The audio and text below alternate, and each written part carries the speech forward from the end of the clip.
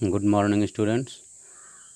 आज हम लोग क्लास 11th की हिंदी के पार्ट 2 में मियां नसीरुद्दीन पाठ पर आधारित प्रश्नों का उत्तर देखेंगे। इसकी लेखिका हैं कृष्णा सोबती। सारांश इसका आप लोगों ने पिछले पार्ट में फर्स्ट पार्ट में पढ़ा है। तो आइए अब हम इस पाठ पर आधारित प्रश्न जो हैं 5 उनका उत्तर देखते हैं। उम्मीद करते हैं फर्स्ट पार्ट के द्वारा आपको पाठ का सारांश अच्छी तरह से याद हो गया होगा। आपने वीडियो को पूरा देखा होगा तो पाठ के सारांश में आपको कहीं कोई प्रॉब्लम नहीं हुई होगी। और यदि पाठ का सारांश आपको अच्छी तरह से कंठस्थ है तो हम उम्मीद करते हैं कि आपको प्रश्नों का उत्तर लिखने में भी किसी प्रकार की दिक्कत का सामना नहीं करना होगा। तो आइए हम सबसे पहले इस पाठ पर मियां नसीरुद्दीन पर आधारित पहला प्रश्न देखते हैं।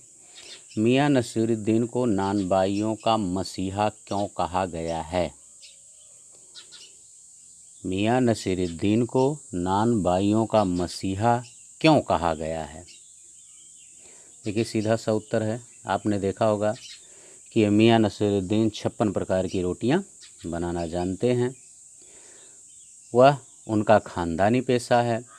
उन्होंने रोटी बनाने की कला अपने पिता से सीखी थी। उनकी रोटियां तुनकी और पापड़ से भी ज़्यादा महीन होती थीं। इसीलिए मियां नसीरुद्दीन को नानबाइयों का मसीहा कहा गया है। ठीक, ये था उत्तर। मियां नसीरुद्दीन को नानबाइयों का मसीहा क्यों कहा गया है? मियां नसीरुद्दीन 56 प्रकार की रोटियां बनाने के लिए मशहूर हैं। यह उनका ख़ानदानी पेशा है। यह कला उन्होंने अपने पिताजी से सीखी थी। उनकी रोटियां तुनकी और पापड़ से भी ज़्यादा महीन होती हैं।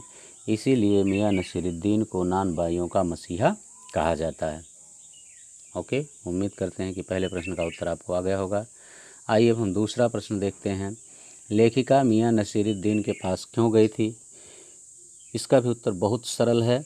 यदि आपने सारांश पढ़ा है, वीडियो पिछला देखा है फर्स्ट पार्ट का, तो निश्चित है इसका उत्तर भी आप आसानी से लिख लेंगे। देखिए प्रश्न कह रहा है कि लेखिका मियां नसीरुद्दीन के पास क्यों गई थी। देखिए लेखिका एक पत्रकार है। वह मियां नसीरुद्दीन के हुनर को जानने के लिए उनके पास गई थी, क्योंकि उसने मियां नसीरुद्दीन के बारे में बहुत कुछ सुना था। और एक पत्रकार होने के नाते वह मियां नसीरुद्दीन की कला के बारे में जानकारी प्राप्त कर उसे अपने अखबार में प्रकाशित करना चाहती थी। इसीलिए वह नसीरुद्दीन जी के पास गई थी। तो ये था दूसरे प्रश्न का उत्तर। आइए अब हम तीसरा प्रश्न देखते हैं। बादशाह के नाम का प्रसंग आते ही लेखिका की बातों में मियां नसीरुद्दीन की दिलचस्पी क्यों खत्म होने लगी? सारांश आपने पढ़ा होगा तो इसका भी उत्तर बहुत सरल और आसान है। प्रश्न कह रहा है कि बादशाह के नाम का प्रसंग आते ही, आपको सारांश याद होगा, कहानी याद होगी पाठ की, कि मियां नसीरुद्दीन कह रहे थे कि हमारे जो पूर्वज थे, हमारे जो बुजुर्ग थे, वो बादशाह सलामत के यहाँ खाना बनाते थे, रसोइया का काम करते थे। तो लेखिका ने वहाँ 2 प्रश्न इनसे पूछा था कि आपने बादशाह को कौन सा पकवान बनाकर खिलाया था और किस बादशाह के यहाँ वो काम करते थे। दोनों का उत्तर देने में नसीरुद्दीन जी असफल रहे थे। तो इसी प्रश्न को सुन करके यहीं से उनकी दिलचस्पी खत्म होने लगी थी। लेकिन इसका उत्तर लिखेंगे कैसे, आइए हम आपको बताते हैं। देखिए बादशाह के नाम का प्रसंग आते ही लेखिका की बातों में मियां नसीरुद्दीन की दिलचस्पी इसलिए ख़त्म होने लगी क्योंकि नसीरुद्दीन ने ये सारी बातें बुजुर्गों के मुख से सुनी थी। यानी ये देखे नहीं थे कि हमारे बुजुर्ग किस बादशाह के यहाँ काम कर रहे हैं। उन्होंने केवल एक कहानी के रूप में अपने बुजुर्गों के मुख से सुना था इस बात को। जबकि सच्चाई यह थी कि उन्होंने कभी किसी बादशाह के यहाँ काम ही नहीं किया था। ठीक ना? तभी लेखिका की बातों में उनकी दिलचस्पी खत्म होने लगी और लेखिका के पूछने पर वे किसी बादशाह का नाम भी नहीं बता पाए। ओके, उम्मीद करते हैं कि ये तीसरे प्रश्न का उत्तर भी आप लोगों की समझ में आसानी से आ गया होगा। आइए अब हम पाठ का चौथा और आज का भी इस पार्ट का चौथा प्रश्न देखते हैं। देखिए मियां नसीरुद्दीन के चेहरे पर किसी दबे हुए अंधड़ के आसार देख यह मजमून न छेड़ने का फैसला किया। इस कथन के पहले और बाद के प्रसंग का उल्लेख करते हुए इसे स्पष्ट कीजिए। देखिए, लेखिका जब बात कर चुकी होती है लगभग नसीरुद्दीन जी से, वो बादशाह और उन किस बादशाह के उन्होंने काम किया था, उन्हें कौन सा पकवान बना करके खिलाया था, ये सारे प्रश्नों का उत्तर जब नसीरुद्दीन जी नहीं दे सकते हैं तो वो उनके परिवार के बारे में जानना चाहती है, ठीक है ना। लेकिन जब वो उनके परिवार के बारे में जानना चाहती है, उसी बीच चूँकि लेखिका के प्रश्नों का उत्तर नहीं दे पाए थे, इसलिए भी उनके चेहरे के भाव बदले हुए थे, और उसी बीच उन्होंने अपने एक कारीगर को आवाज़ दी, ठीक है ना, कि बब्बन मियाँ नाम था उनका, कि बब्बन मियाँ भट्ठी सुलगाओ, कुछ काम से निपट लें। तो लेखिका को यह हिम्मत ही नहीं हुई उनके चेहरे के भाव को छोड़ देख करके कि यह मजमून छेड़े, अन्यथा उनके चेहरे के भाव इस तरह बता रहे थे कि वो कह देंगे लेखिका से कि अब तुम यहाँ से चली जाओ, ठीक है ना। यही उसका उत्तर है। तो आइए देख लेते हैं कि इसको लिखेंगे हम कैसे। यही प्रसंग है पहले और बाद के। देखिए, लेखिका मियाँ नसीरुद्दीन के ख़ानदान और उनसे संबंधित सभी जानकारी प्राप्त करना चाहती थी, पर मियाँ नसीरुद्दीन लेखिका की बातों से ऊब चुके थे, क्योंकि उन्हें लगता था कि जो पत्रकार लोग होते हैं वे निठल्ले होते हैं। बादशाह वाले प्रश्न में लेखिका के पूछने पर कि उन्होंने बादशाह को कौन से पकवान बनाकर खिलाए थे, मियाँ नसीरुद्दीन ने बातचीत को टाल दिया, यानी लेखिका के उस प्रश्न का उत्तर उन्होंने नहीं दिया। उनकी आवाज़ में रुखाई आ गई, रूखापन आ गया। लेखिका ने जब यह पूछा कि किस बादशाह के यहाँ काम करते थे, तो मियाँ नसीरुद्दीन खींच उठे, अर्थात वो चिढ़ गए। उन्होंने अपने कारीगर को आवाज़ लगाई और बोले, ओ बब्बन मियाँ, भट्ठी सुलगा लो तो काम से निपटें।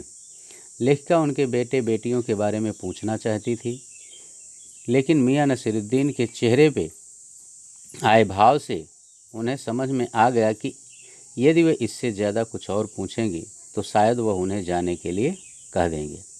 इसीलिए लेखिका ने इस मजबून को न छेड़ने का निश्चय किया। ठीक, तो उम्मीद करते हैं कि चौथे प्रश्न का उत्तर भी आपके लिए बहुत आसान है और आपकी समझ में भी आसानी से आ गया होगा। कोई प्रॉब्लम आपको नहीं होनी चाहिए। यदि इस चैनल को आपने सब्सक्राइब ना किया हो तो सब्सक्राइब कर लें। वीडियो को लाइक और शेयर करना ना भूलें, जिससे आपके दोस्त भी इससे लाभ उठा सकें, अपने अध्ययन में तीव्रता दे सकें। बेल आइकन दबा दें, जिससे कोई भी नया वीडियो अपलोड किया जाए आपके सिलेबस से संबंधित तो उसका नोटिफिकेशन आपके पास आसानी से पहुंचता रहे और आप इस वीडियो से लाभ ले सकें। और कमेंट करके हमें यह ज़रूर सूचित करें कि यह वीडियो आपको कैसा लगा। आइए अब हम इस पाठ का 5वां और अंतिम प्रश्न देखते हैं। 5वां प्रश्न कह रहा है, पाठ में मियाँ नसीरुद्दीन का शब्द चित्र लेखिका ने कैसे खींचा है। शब्द चित्र का मतलब है कि उनके बारे में, यानी उनकी जो शारीरिक संरचना है उसके बारे में लेखिका ने किन किन शब्दों का प्रयोग किया है, यही है, यानी शब्दों के द्वारा चित्र खींचना। एक होता है रेखा के द्वारा चित्र खींचना और दूसरा होता है शब्दों के द्वारा चित्र खींचना। तो लेखिका ने यहाँ मियाँ नसीरुद्दीन का जो शब्द चित्र शब्द खींचा है वो कैसा है, ये प्रश्न कर रही है लेखिका।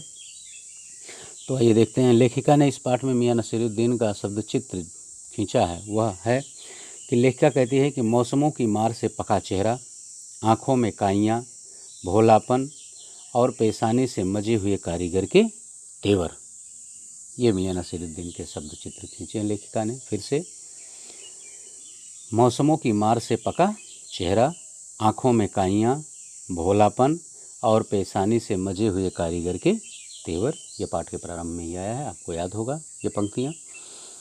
तो ये थे 5 प्रश्न इस पाठ के मियाँ नसीरुद्दीन के। आज ये पाठ आपका समाप्त होता है पूरी तरह से।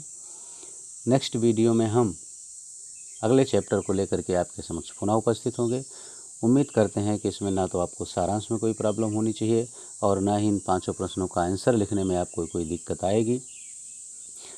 अंतर केवल इतना है कि यदि आप पूरा वीडियो देखते हैं तो हम गारंटी के साथ कहते हैं आपको किसी प्रकार की कोई प्रॉब्लम नहीं आएगी। बस इस वीडियो में इतना ही। Okay, thank you. से इस नेक्स्ट वीडियो में।